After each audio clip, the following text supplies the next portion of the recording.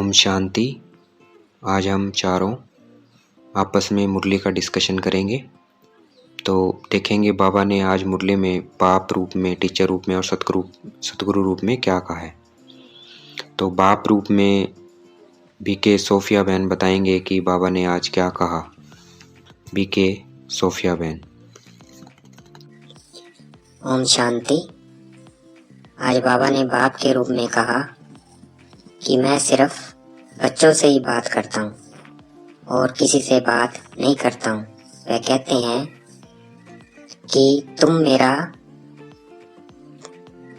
तुम्हें मेरा सहारा मिला है शांतिधाम सुखधाम जाने का। अगर तुम मुझे याद करोगे तो पावन बन कर्माती तो शांतिधाम चले जाओगे। और कहा कि मेरी पुचकार उन बच्चों को मिलती है जो वफादार हैं, सर्विसेबल हैं, मीठे हैं, कभी किसी को दुख नहीं देते हैं। और कहा मेरा शो तब कर सकेंगे जब बीके आपस में प्यार से रहेंगे, कभी कोई भूल ना हो, मुख से दुख देने वाले बोल ना निकले, सदा भाई भाई का रूहानी प्यार रहे, तो तब कर सकेंगे। आज बाबा ने ये कहा बाप रूप में। ओम शांति। अब बारी है बीके जॉन भाई जी की। बीके जॉन भाई जी बताएंगे कि आज बाबा ने टीचर के रूप में क्या कहा। ओम शांति। आज बाबा ने टीचर के रूप में हमें समझाया कि हम 84 जन्म आवागमन के चक्कर में भटकते हैं।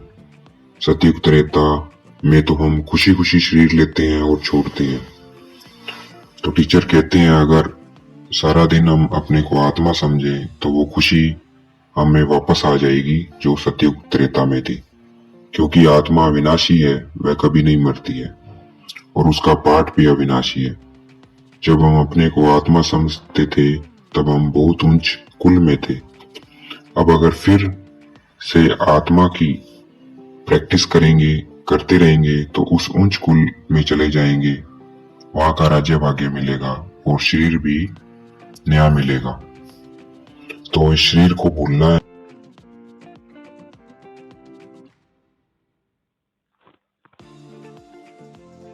और बाबा ने टीचर रूप में कहा नेचुरल क्लाइमेटीज होनी है, लड़ाई भी बहुत भयानक होनी है।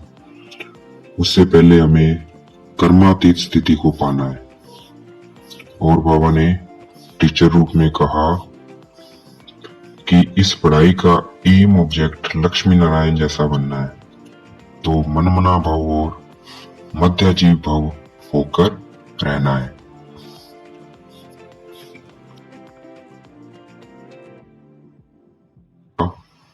श्रीमत से दुनिया स्थापन होनी है तो मेहनत करनी है, इसमें आशीर्वाद की कोई बात नहीं है। ओम। अब बारी है बीके चार्ली भाई जी की। वो बताएंगे कि आज बाबा ने सतगुरु रूप में क्या कहा। ओम शांति। आज बाबा ने सतगुरु रूप में कहा कि सिर्फ एक मुझे याद करो, दौलत, मकान, बच्चों आदि को याद मत करो, उनकी संभाल मेरे पे छोड़ दो, क्योंकि उनकी तरफ बुद्धि गई तो कर्मातीत अवस्था को पा नहीं सकेंगे, जिसके कारण पोजीशन भी कम मिलेगी और सजाएं भी खानी पड़ेगी। और कहते हैं कि मुझे याद करोगे तो तुम्हारे पाप नाश होंगे, दूसरे को तीर भी लगेगा। सुबह सुबह ज्ञान विचार सागर मंथन करो, बुद्धि रिफ्रेश होती है, शुद्ध होती है। भक्ति में भी भक्त भगवान को सुबह सुबह याद करते हैं, गाते हैं राम सुमेर प्रभात मोरे मन। वह तो सिर्फ गाते हैं, उन्हें भगवान का नहीं पता, परंतु तुम्हें प्रैक्टिकल में करना है।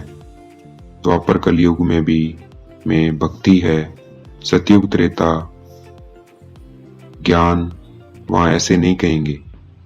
द्वापर कलयुग में भक्ति है और सतयुग त्रेता में ज्ञान है, और वहां ऐसे नहीं कहेंगे कि राम सुमिर प्रभात मोरे मन, क्योंकि वहाँ जरूरत ही नहीं है भक्ति की, वहाँ ज्ञान से हमें प्रारब्ध मिली हुई है।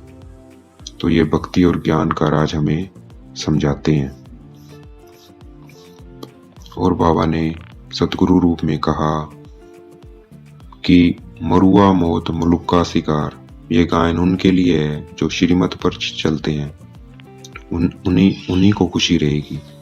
तो ये गायन श्रीमत पर चलने वालों के लिए है। और सतगुरु के रूप में बाबा ने कहा, अगर मुख से उल्टा शब्द निकल जाए तो फौरन सॉरी मांगनी है। हाँ, अगर किसी की सिपाही या मिलिट्री की ड्यूटी है तो उन्हें अपनी ड्यूटी करनी है, परंतु वह अपने को आत्मा समझ बाप को याद करेंगे तो उनका भी बेड़ा पार हो जाएगा। और बाबा ने कहा सतगुरु रूप में, आज बाबा ने हमें वरदान दिया कि अपनी पावरफुल स्थिति में स्थित रह मनसा द्वारा सेवा करने वाले नंबर 1 सेवाधारी भाव। जितना हम पावरफुल स्थिति में रहेंगे तो उतना मतलब व्यर्थ में नहीं गए, नेगेटिव नहीं सोचा, पॉजिटिव सोचे, तो ये क्या हमारी पावरफुल स्थिति है। अगर इसमें रहकर सेवा करेंगे तो हमारी सेवा बहुत दूर तक फैलेगी, हमारी वाइब्रेशन है जो मनसा सेवा की बहुत दूर तक फैलेगी।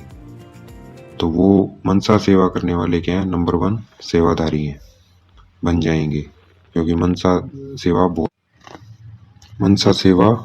बहुत दूर तक जाती है। आज बाबा ने सतगुरु रूप में स्लोगन दिया, लौकिक कार्य करते हैं, लौकिकता का अनुभव करना ही सरेंडर होना है। तो हमें लौकिक कार्य को अलौकिकता अनुभव करना है। वो कैसे करेंगी, अपने को आत्मा समझ के कार्य करेंगे। ये बाबा का कार्य है, मैं निमित्त आत्मा हूँ, बाबा करवा रही है। अलौकिकता है, लौकिक कार्य में अलौकिकता है, इसे कहते हैं सरेंडर होना। ओम शांति। ओम शांति। आज बाबा ने योग का डबल लाइट स्थिति फरिश्ता बनकर अनुभव करो साइलेंस द्वारा, उसमें क्या योग बताया है कि हमें ग्लोब पे बैठ जाना है, सबसे ऊंची चोटी है परम धाम में बैठ जाओ, ग्लोब पे बैठ जाओ और उसे शुभ भावना श्रेष्ठ कामना की वाइब्रेशन फैलानी है कि सबका कल्याण हो जाए, सब सुखी हो जाए। परम धाम में हम शांति, ज्ञान, पवित्रता, प्रेम, सुख, आनंद, शक्ति किरणें लेके बाबा को सभी आत्माओं को देंगे। और यहाँ विश्व ग्लोब पे सबका कल्याण हो जाए, सब सुखी हो जाएं, ये शुभ भावना, शुभ कामना, सबको शिव बाबा मिल जाए, है ना। तो ये शुभ भावना, शुभ कामना से हमने वाइब्रेशन फैलानी है।